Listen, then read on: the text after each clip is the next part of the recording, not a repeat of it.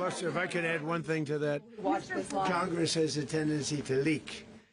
This would not be good. If they leaked, General, I think it would have been maybe a very different result. But I have to say, they knew we were coming at some point, you know. We had a lot of ships out there. They sort of knew we were coming. We went there. But Congress will leak, and we don't want leakers. Mr. President, you were one of the only people to watch this all play out live. What was Maduro doing when the U.S. forces entered what I assume would be his home? And also, was there any point where the U.S. was considering if Maduro pushed back or resisted killing Maduro? It could have happened. It could have happened. He was trying to get into a safe place. You know, the safe place is all steel. And he wasn't able to make it to the door because our guys were so fast. They went through the opposition so fast. And there was a lot of opposition. You know, people were wondering, do we get them by surprise? Sort of surprised, but they were waiting for something. It was a lot of opposition. There was a lot of gunfire. You saw some of it today. But he was trying to get to a safe place, which wasn't safe because we would have had the door blown up in about 47 seconds, they say on average, regardless of how thick the steel was.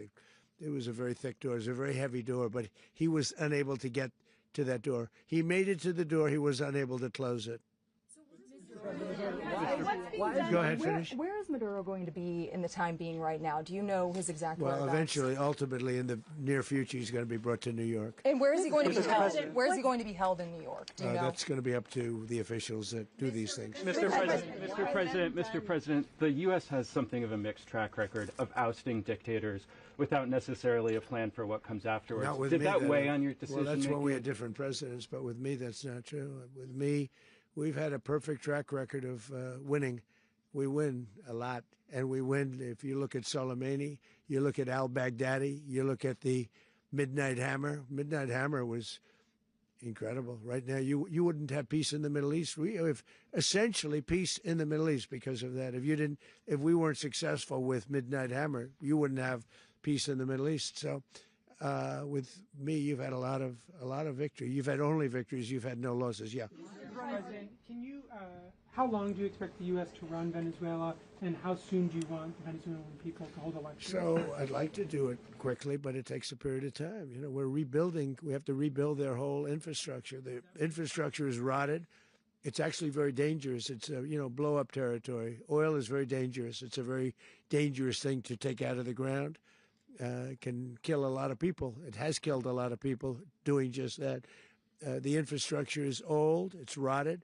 Much of it is stuff that we put there 25 years ago, and we're going to be replacing it. And we're going to take a lot of money out so that we can take care of the country. Yeah. Are you saying that Secretary Rubio and Mr. President, China, Russia, and Iran have interests in Venezuela. How does this operation affect your relationships with them when it comes to the oil and drugs? And Russia, Russia when we get things straightened out. But in terms of other countries that want oil, we're in the oil business. We're going to sell it to them. We're not going to say we're not going to give it to them. In other words, we'll be selling oil probably in much larger doses because they couldn't produce very much because their infrastructure was so bad. So we'll be selling large amounts of oil to other countries, many of whom are using it now, but I would say many more will come. Are you saying, Mr. President, are you saying that, Mr. President, are you saying that? Oh, Mr. President, thank you. What is your message to the people of Venezuela today? Of course, the civilian population specifically, they have a lot of questions. What is your message to the people of Venezuela? That you're going to have peace, justice. You're going to have some of the riches that you should have had for a long period of time. It was stolen from you. But you're going to have peace and you're going to have safety. You're going to have justice. You're going to have a country. You're going to have a real country. You're going to have potentially a great country. You know, if you go back 20 years, maybe even a little longer ago, that was a great country. And they destroyed it. Remember I said that if election, the United States will be Venezuela on steroids. That's what would have happened. Had we lost the election, the 2024 election, we suffered so badly when you look at the border from 2020. What they did, what Joe Biden administration did to our country should never be forgotten. But if we had to go through another year of that, we wouldn't have. We would be exactly where Venezuela was in terms. I used to say, if they win, we're going to be Venezuela on steroids, and that's what would have happened.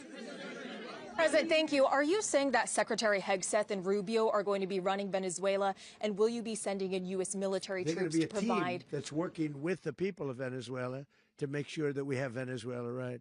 Because for us to just leave, who's going to take over? I mean, there is nobody to take over. You have a vice president who's been appointed by Maduro, and right now she's the vice president, and she's, I guess, the president. She was sworn in as president just a little while ago. She had a long conversation with Marco, and she said, we'll do whatever you need. I think she was quite gracious, but she really doesn't have a choice. We're going to have this done right. We're not going to just do this with Maduro, then leave like everybody else, leave and say, let it go to hell. If we just left, it has zero chance of ever coming back. We'll run it properly. We'll run it professionally. We'll have the greatest oil companies in the world go in and invest billions and billions of dollars and take out money, use that money in Venezuela. And the biggest beneficiary are going to be the people of Venezuela. And also, I can't stress this strongly enough, the people that got thrown out of Venezuela that are now in the United States, and frankly, some want to stay and some probably want to go back. Yeah. In the country, and were any of the detained Americans? Well, right now they're very protected because nobody's going to mess with us. They're very protected. The people of, and we let them know that you better not touch one of them. Are you concerned that bad elements of the Maduro regime will remain in place? Well, we know who they are. We're on them, and they're acting much differently now than they would have acted 2 days ago. Okay, wait, behind you, please. Mr. President, why is running a country in South America America first?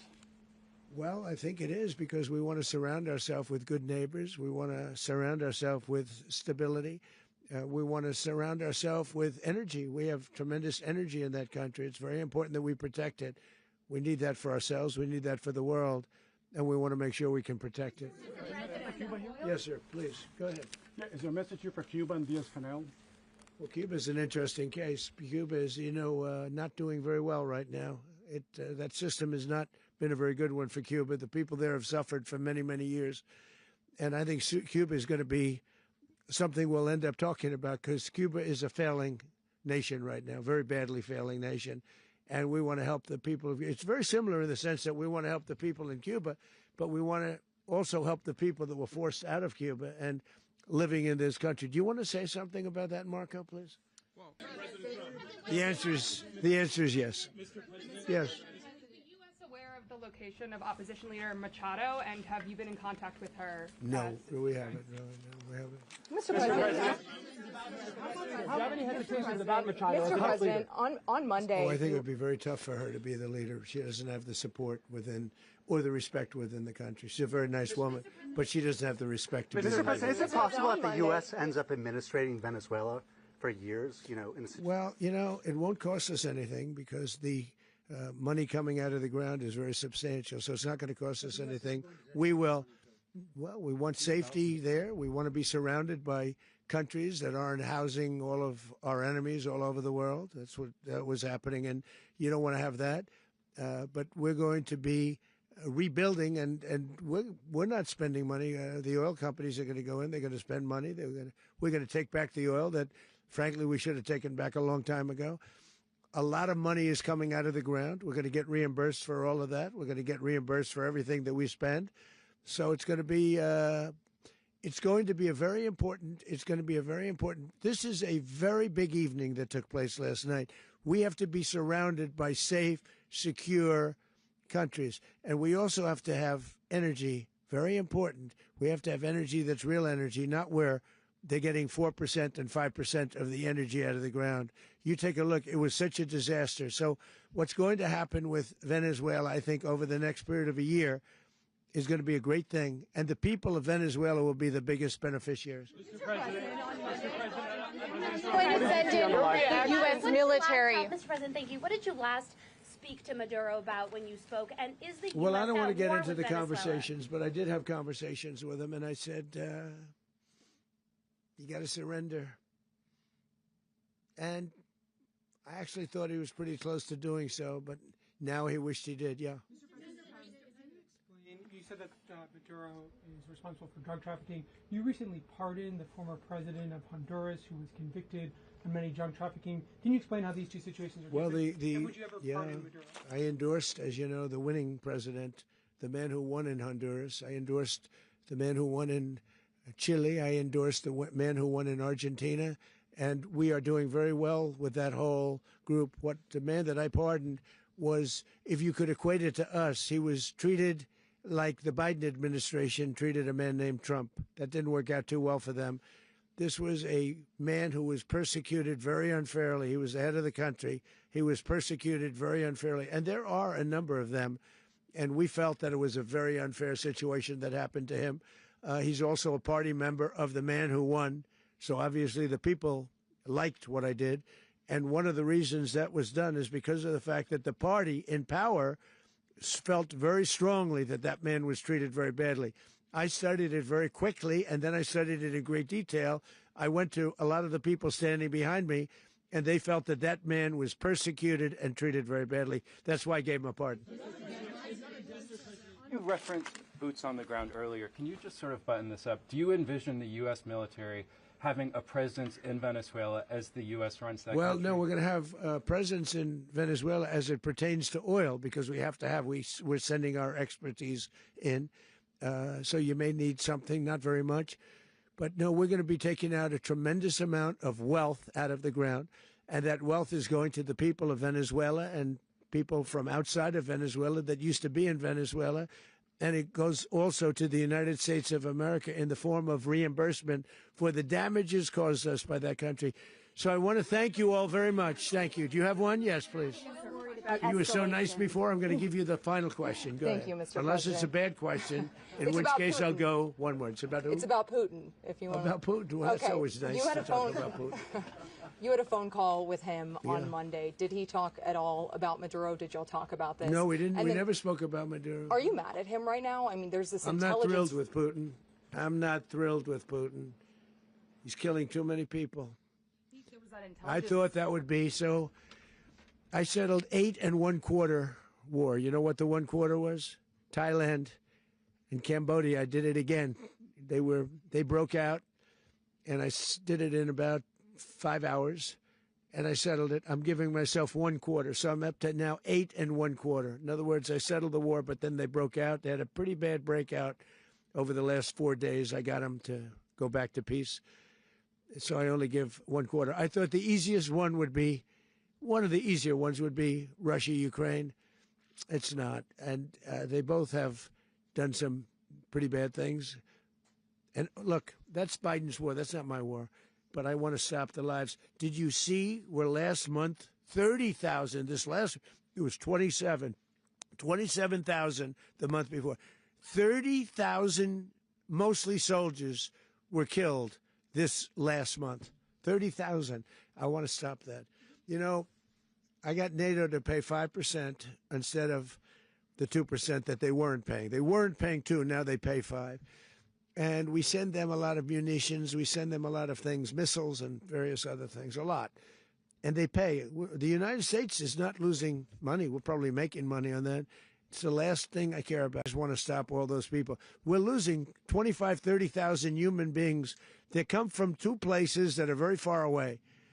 But if I can stop, because it's something I've been pretty good at doing, deals, I guess. It's all a deal. Life is a big deal. But if I can stop that war and stop 30,000 young people, in addition to the fact that people are being killed in Kiev, people are being killed in other cities throughout, a much smaller number, but they're being killed, viciously killed. So I'm not happy about it. I thought that would be something that would get solved.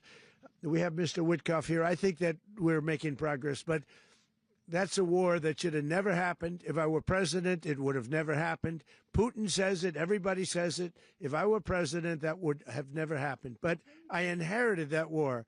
That was Joe Biden, Zelensky, and Putin. I came into the situation, and it's a mess. And I will say this. I watched an operation last night that was so precise, that was so brilliant. I mean, it was incredible. If we had our people, like this general and our people involved, that war would not have gone on very long, that I can tell you. That war, to use an old term, that war has become a bloodbath, and we want it to get stopped. Thank you very much.